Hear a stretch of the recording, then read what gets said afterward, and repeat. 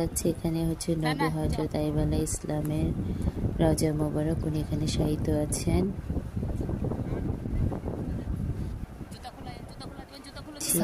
এখানে কিন্তু সব ধরনের ধর্মের মানুষ আসছিল দেখার জন্য।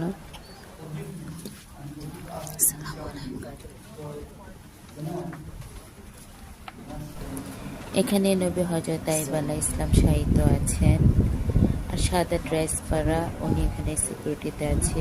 উনি দেওয়ালে নবী হযরত আইয়ুব আলাইহিস সালামের বংশধরদের একটা তালিকা দেওয়া আছে এবং আরো কিছু লেখা আছে। উনি বিধর্মী লোকগুলোকে নবী হযরত আইয়ুব আলাইহিস সালাম সম্পর্কে বলছিলেন।